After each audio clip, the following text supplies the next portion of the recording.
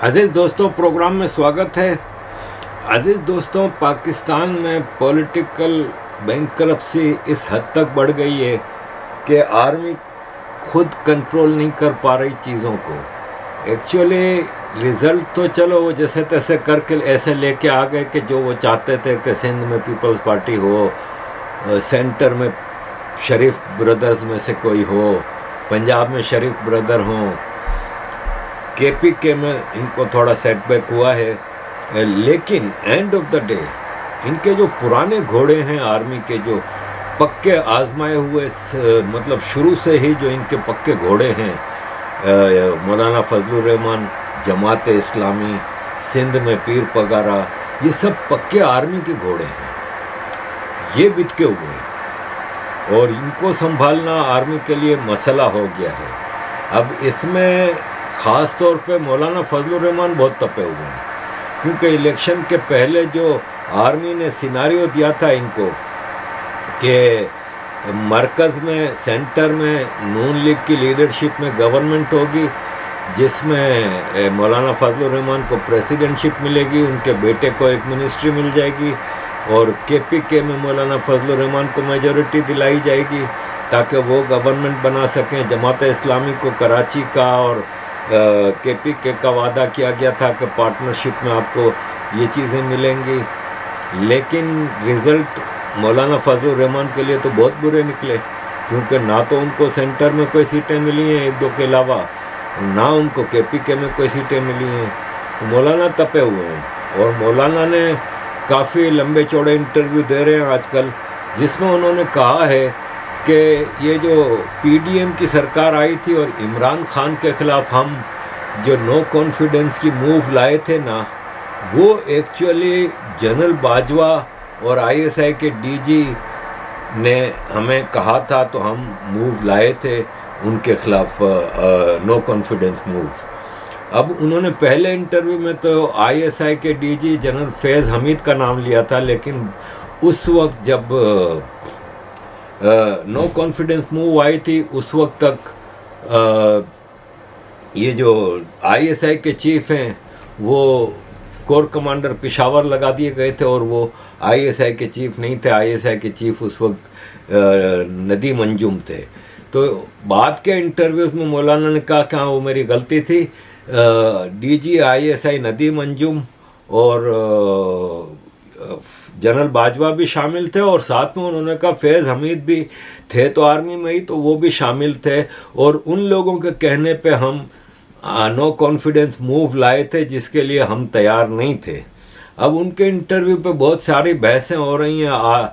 बाजवा और फैज़ हमीद ने तो कैटेगोरिकली मना कर दिया कि नहीं, ऐसा कुछ नहीं है, हम इसमें शामिल नहीं थे वगैरह वगैरह। लेकिन नवाज शरीफ की पार्टी ने भी कहा है कि नहीं नहीं, ऐसा कुछ नहीं हुआ था और मौलाना साहब को गलतफहमी हुई है। लेकिन ऑल इन ऑल बात तो थी। केस तो सबको पता है कि अमेरिका का प्रेशर था बाजवा के ऊपर इमरान खान को हटाने का, कि इमरान खान की डिज़ाइंस कुछ और थीं। वो रशिया और चाइना के साथ मिलके एक नए ब्लॉक में बनाना चाहता था, जिसमें तुर्की और मलेशिया और इजिप्ट और कुछ इस्लामिक कंट्रीज़ को मिला के वो एक नया ब्लॉक की तरफ जा रहा था, या ऐसा ही कुछ है, जिसकी वजह से अमेरिका ने बाजवा को कहा और उसको हटाना पड़ा। और मौलाना फजलुर रहमान अपने गुस्से में, जैसे होता है ना कि घर में एक मिसाल है कि भाई बहनों में झगड़ा होता है, तो एक भाई फिर बाकी भाई बहनों की पोलें खोलना शुरू कर देता है माँ बाप के पास। ऐसे ही मौलाना साहब अब पोलें खोल रहे हैं उनकी। और उस सिलसिले में जो हैरतनाक बात हुई है वो ये है कि मौलाना से मिलने के लिए इमरान खान का डेलीगेशन पहुंच गया बैरिस्टर सैफ और असद कैसर, और इमरान खान ने फ़ौरन कहा कि जाओ मौलाना साहब के साथ मिल के मूवमेंट चलाओ और प्रोटेस्ट करो। अब देखें कितना भयानक वो है कि आज से 2 हफ्ते पहले इलेक्शन कैंपेन में मौलाना साहब कह रहे थे कि जो भी पीटीआई को वोट देगा वो यहूदी होगा, वो मुसलमान भी नहीं होगा। इवन ये शहबाज गिल जो पीटीआई के हैं, इन्होंने ये कहा था कि टानक जो कि केपीके का इलाका है, टानक में हमारी एक बहन का जनाजा मौलवी ने पढ़ाने से इनकार कर दिया, सिर्फ इस वजह से कि इस बहन ने पीटीआई को वोट दिया था। और वो JUI मौलाना फजलुर रहमान की पार्टी जमीयत उलमा इस्लाम, वो जो कि जनाजा तक उस औरत का नहीं पढ़ाने को तैयार थी, जो कि जिसने पीटीआई को वोट दिया था, वो आज इमरान खान के गले मिल रहे हैं। इमरान खान के लोगों की तो बेगैरती की कोई इंतहा नहीं है। जो कल तक इसको डीजल और वो कहते थे, आज मौलाना कह रहे हैं। कल तक नाम नहीं लेते थे, डीजल कहते थे, आज मौलाना फजलुर रहमान कह रहे हैं। और मौलाना के बारे में टोटल वो ट्वीटें गायब की जा रही हैं जो पीटीआई के लीडर लगाते थे। और मतलब यूँ समझ लें कि मौलाना भी फ़ौरन गले मिल गए। असद कैसर जो कि एक्स स्पीकर नेशनल असेंबली था, इमरान खान का बंदा, और दोनों मज़े से गले मिल रहे हैं और एक दूसरे से ऐसे बिहेव कर रहे हैं जैसे इनके दरमियान कोई ऐसी चीज़ थी ही नहीं। जबकि आपको पता है कि इस हद तक इलेक्शन में दोनों पार्टियां एक दूसरे के खिलाफ बात कर रही थीं, आज वो मिल मिला के सारी चीज़ें चला रहे हैं। तो ये पाकिस्तान की ऐसी ही पॉलिटिक्स है, पाकिस्तान में ऐसे ही चीज़ें चलती हैं। अजीज़ दोस्तों, एक और चीज़ जो इमरान खान कह रहा है कि मैं आर्मी का रोल पॉलिटिक्स से ख़त्म करना चाह रहा हूँ, उसने प्राइम मिनिस्टर के लिए अपनी पार्टी का जो कैंडिडेट चुना है ना, वो उमर अयूब है। उमर अयूब कौन है? उमर अयूब जनरल अयूब खान का पोता है। जनरल अयूब खान जिसने पाकिस्तान की पॉलिटिक्स में मिलिट्री का कब्जा करवाया सबसे पहले। जनरल अयूब खान पाकिस्तान का पहला पाकिस्तानी आर्मी चीफ था। 1947 में तो पाकिस्तान का अंग्रेज़ आर्मी चीफ था। इसके बाद जो पहला पाकिस्तानी आर्मी चीफ बना वो जनरल अयूब था।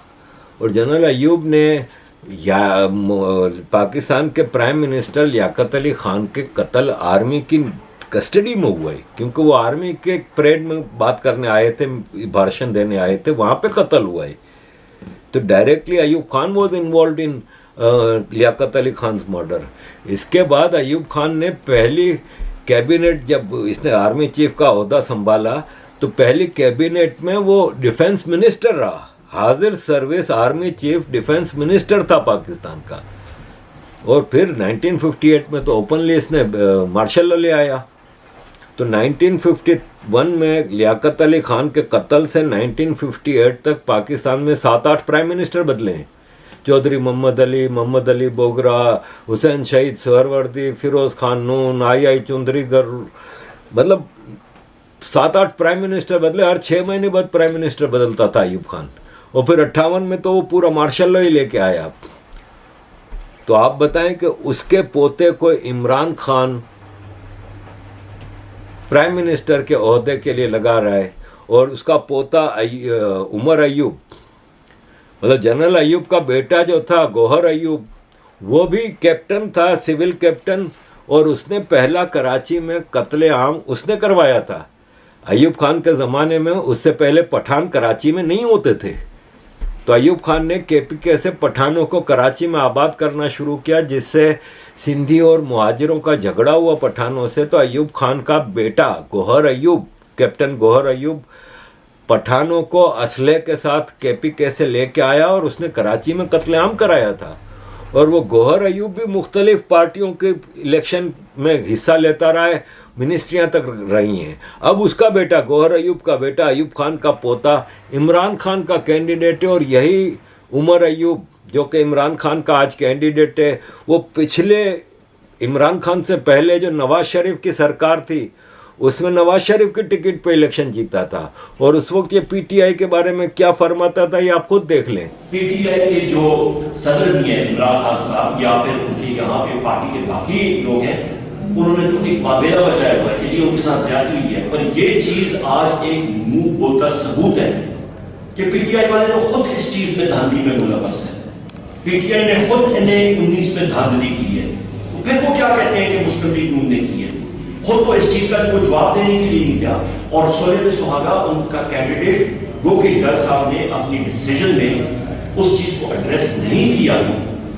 पर पीटीआई के जो यहां पे उम्मीदवार भी थे, और फिर मैंने भी उनको जाली कोऑपरेटिव तय किया गया, जाली वोटों के जरिए राजा आमिर साहब उनके असासे देखें, टैक्स दे रहे हैं वो तकरीबन 4000, असासे को शो कर रहे हैं अरब रुपए से ज्यादा। वो भाई कहाँ का इंसाफ, वो असासे आए कहाँ पे? 22 तोला सोना 4 साल पहले, 500 तोला अभी, 2.5 करोड़ की रकम कहां से आई? उनकी आमदन साल की 29,000 रुपए में नहीं बनती, टैक्स को कम दे रहे हैं, मतलब हर चीज गलत बयानी से हो रही है। तो लिहाजा धांधली सिर्फ इलेक्शन में नहीं की, बल्कि धांधली और चोरी टैक्सों में भी कर रहे हैं। तो पीटीआई का ये दावा जाना कि जी हम लोग बिल्कुल साफ सुथरे हैं, उनका कैंडिडेट जो है वो इन चीजों में मुलवस है, टैक्स की चोरी में मुलवस है। उसका फिर राजा एंड कंपनी उसके कंपनी बनाई, तकरीबन 15 सालों से उन्होंने एक जिले का टैक्स उसमें नहीं दिया। प्रोडक्शन निकाल रहे हैं 3,96,000 टन, करोड़ों रुपए की आमदन वो उन्होंने डिक्लेयर की। उधर पीछे क्या रहा? और फिर उस शख्स का आप देखें, राजा आमिर का, कि जिस वक्त जिला नाज़िम ही रहा था, उसने क्या काम किया यहाँ पर?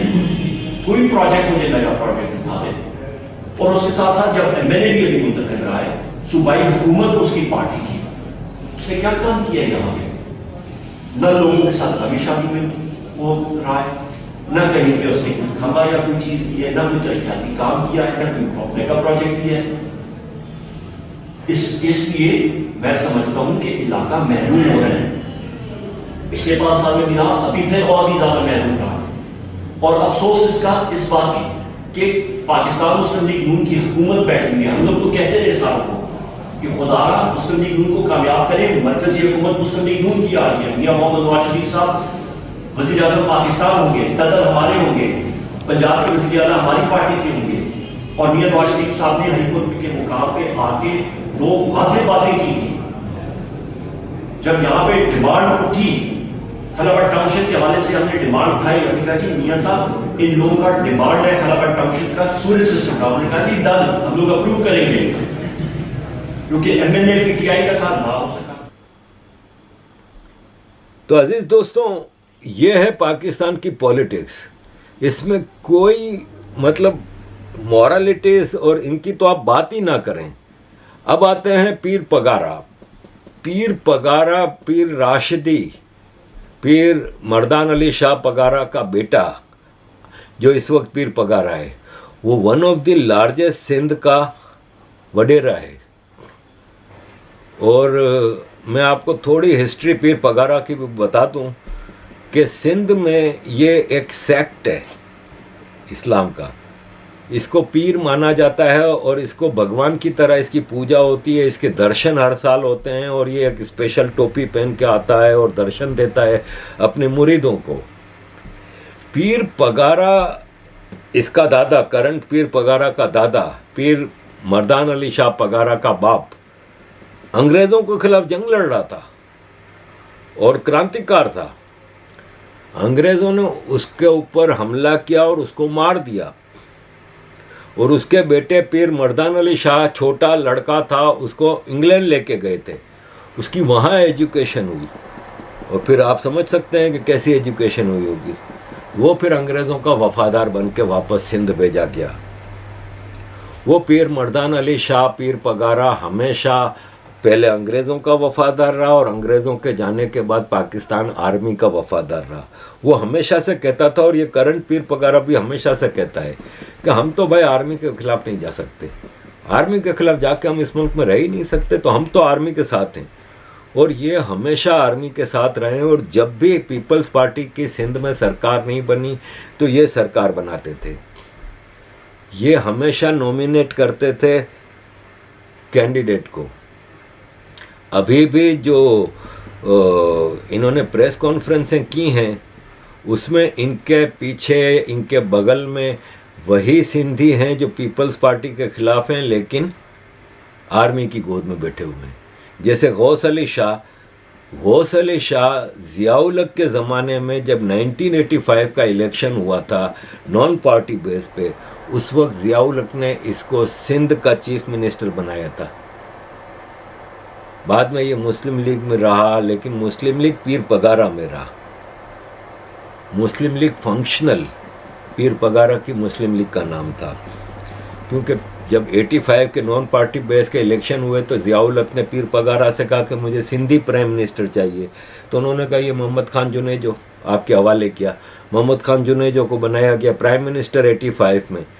फिर मोहम्मद खान जुनेजो ने असेंबली में मुस्लिम लीग बनाई और फिर उसके ग्रुप बने। नवाज शरीफ ने अपना ग्रुप बाद में 88 में बनाया, मुस्लिम लीग नवाज हुई, फिर मुस्लिम लीग जुनेजो हुई, फिर मुस्लिम लीग फंक्शनल हुई, फिर मुस्लिम लीग काफ हुई, मुस्लिम लीग ज़ियाउल हक हुई। इतनी सारी मुस्लिम लीगें बनी हैं, लेकिन ये आर्मी का पक्का घोड़ा है। ये भी बिदक गया। इसने कहा भाई मुझे तो 3 महीने पहले ही मैं तो खामोश होकर बैठ गया था, क्योंकि उस वक्त मुझे पता चल गया था कि आर्मी ने सीटों की बांट दिया है सीटों को, और मुझे उन्होंने कहा आर्मी वालों ने कि भाई आप जरदारी के साथ मिल जाओ तो आपको इतनी सारी सीटें मिलेंगी। तो हमने कहा नहीं भाई, हम जरदारी से तो हमारी बनती ही नहीं है, हमारा हमेशा से जरदारी से इख्तलाफ रहा है, जरदारी तो बहुत बड़ा डाकू है। तो बोला ठीक है फिर आपको 0 सीटें मिलेंगी। तो बोले मैं उस वक्त ही बैठ गया था, क्योंकि आर्मी को पैसे मिल गए थे। अब किसने पैसे दिए थे ये आपको अच्छी तरह पता है कि जिनको जिताया गया है वही पैसे देंगे ना।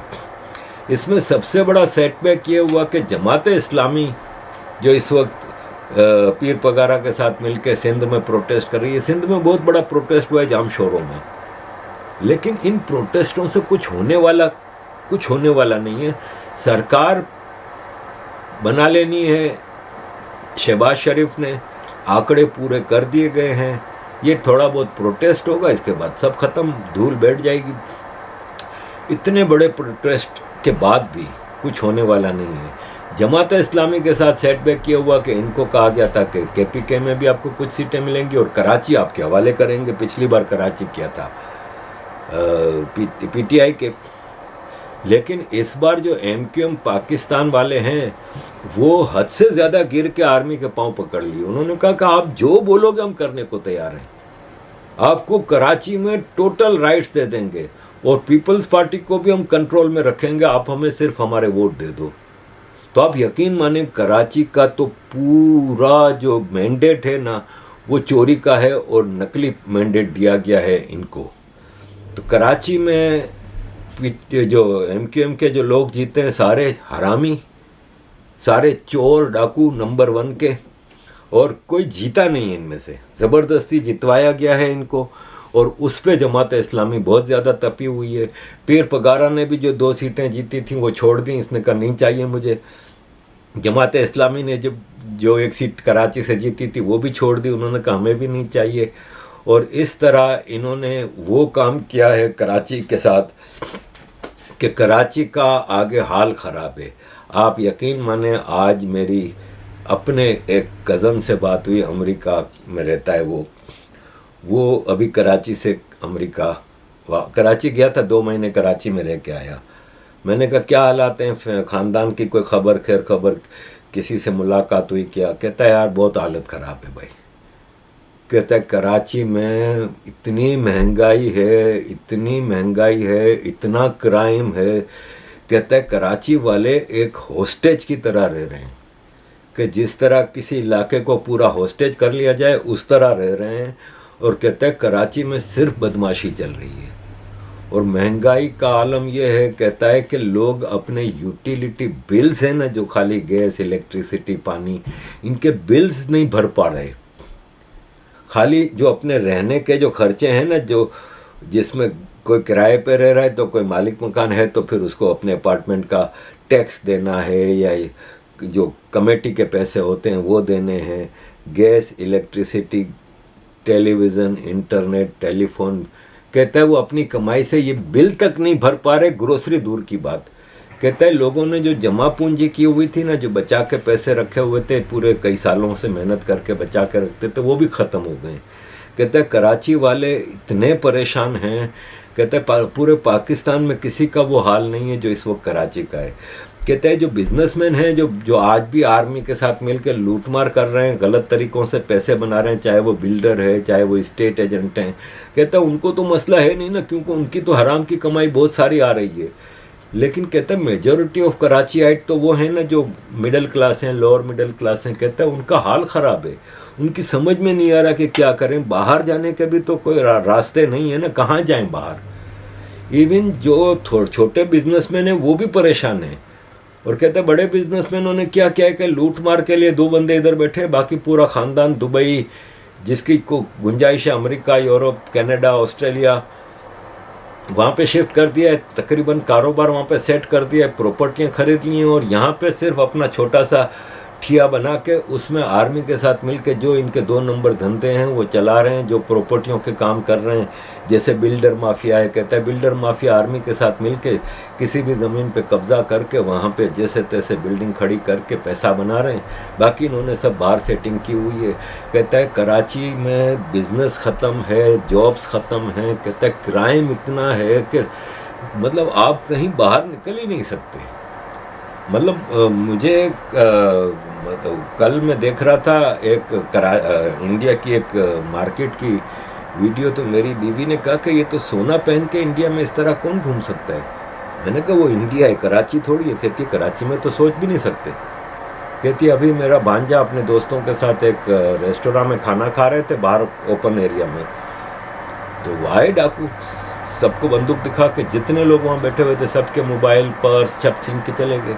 ये ऑर्डर ऑफ द डे है। कराची में क्राइम इतना बढ़ गया है। ऐसे में आर्मी इस वक्त जो खेल खेल रही है वो पाकिस्तान के ताबूत में आखिरी कील है। अजीज़ दोस्तों, ये तो मैंने आपको खाली सिंध और KPK के हवाले से कुछ चीज़ें बताई हैं। बलूचिस्तान का हाल इससे ज़्यादा ख़राब है, वो मैं आपको अगली किसी वीडियो में बताऊंगा, क्योंकि बलूचिस्तान के हवाले से मामला बहुत ख़राब हैं। अज़ीज़ दोस्तों, IMF के हवाले से भी कुछ चीज़ें सामने आई हैं, वो भी मैं आपको अगली वीडियो में बताऊंगा। आज के लिए सिर्फ इतना ही। थैंक यू वेरी मच अज़ीज़ दोस्तों for all your support. Kindly keep supporting.